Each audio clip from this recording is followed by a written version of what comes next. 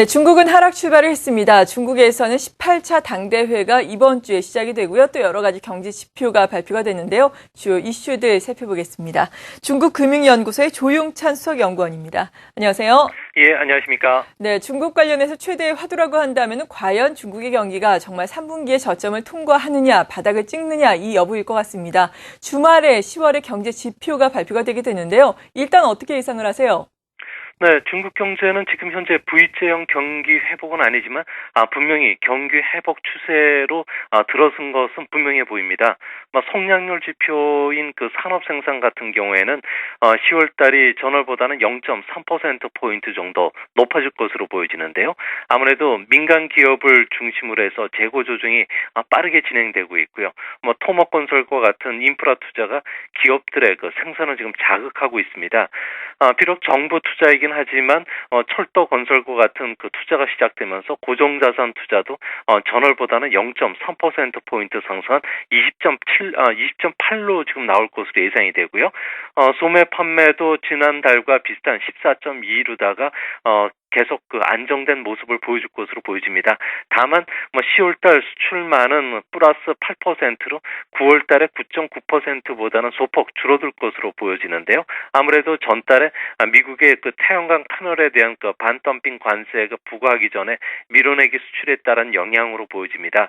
10월달부터는 물가도 다시 상승할 것으로 보여지는데요. 아무래도 성장이 좀 빨라지면서 소비자 물가 지수는 2.1%로 다시 2%대로 올랐고요.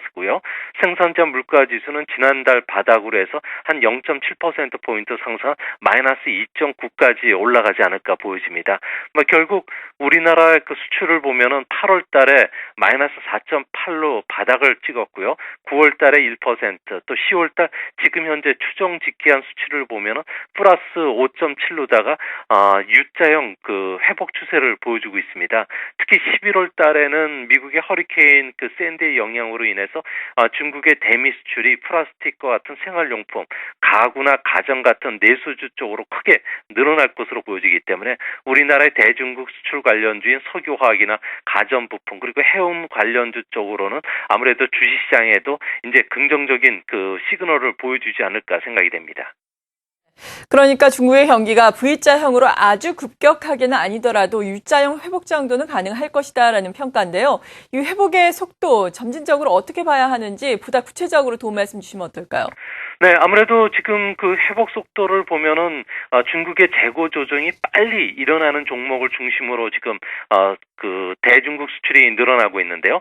특히 중국의 그 소재 쪽은 아무래도 국영기업이다 보니까 좀 재고 조정이 좀 둔합니다. 그래서 석탄 채굴이나 철 재련 가공 쪽으로는 조금 그 대중국 수출이 좀 위축이 되는 반면에 특히 전기 기계나 장비 제조뿐만 아니라 방직, 통신 설비, 컴퓨터, 전자 설비 쪽으로는 지금 상당히 좀 빠른 속도로 좀 늘어나고 있는 그런 모습인데요. 그런 측면에서 보면은 중국의 그 PMI로 추정해 본 4분기 GDP 성장률은 7.8% 전후로 예상되지만 샌디에 따른 영향 효과까지 감안을 했을 경우에는 8%도 좀 넘어갈 수 있는 그런 모습인 것 같습니다.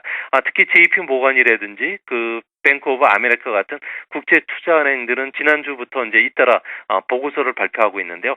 3분기가 중국 경제 바닥으로 지금 인식을 하고 있습니다. 이런 측면에서 보면은 경기 회복 속도는 좀 빠르지는 않지만 분명히 지금 통과하고 있는 것으로 보여지고요. 특히 중국 정부가 당대회 이후 그 인프라 사업을 투자를 밝힐 것으로 보여지는데요. 이렇게 되면은 중국의 고정자산 투자가 1% 정도 내년 상반기까지 높아질 가능성이 높은데요. 이렇게 되면 우리나라의 중국의 그 밀접한 GDP 성장률 같은 경우는 0.7%포인트 정도 올라가기 때문에 우리나라의 경제에도 효자 노릇을 하지 않을까 보여지고요. 그런 측면에서 보면 내년 상반기까지는 8%대 성장을 유지할 것으로 보여집니다.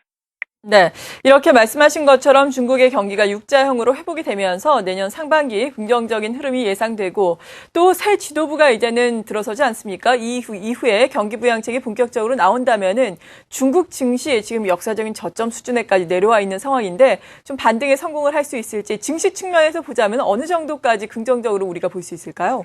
네, 중국 증시는 그 경기 회복이라든지 그리고 경기 부양책과는 좀 상관이 없습니다. 그런 측면에서 보면은 내년 1분기까지는 중국은 채권 시장이 최대 화랑이고요. 주시장은 아무래도 좀 그 불안한 국면이 계속 진행이 될 것으로 보여지는데요. 아무래도 앞으로 그 대규모 그 기업 공개 물량이 쏟아지게 되고요. 또 감독 관리 시스템이 아직까지는 미구축됐기 때문에 뭐 이런 측면에서는 빠른 회복은 좀 아니지 않나 보여집니다. 특히 중국 정부 같은 경우는 지방 정부를 중심으로 해서 재정 그 수입 대비해서 재정 지출이 많게는 9배 정도에 달합니다. 그리고 3천조 원에 달하는 막대한 그 투자 사업들을 집행하기 위해서는 올 그 4분기부터 내년 상반기까지는 사상 최대의 채권 발행이 늘어날 수밖에 없기 때문에 기관들의 유동성 부분이 악화될 소지가 상당히 높습니다. 이런 측면에서는 채권 시장이 화랑이 더 지속이 될 가능성이 높고요. 이후에 주식 시장이 다시 그 상승을 뒤늦게 하지 않을까 보여집니다. 네, 지금까지 이렇게 중국 이슈에 대해서 중국금융연구소의 조용찬 수석연구원과 함께 알아봤습니다. 잘 들었습니다. 예, 감사합니다.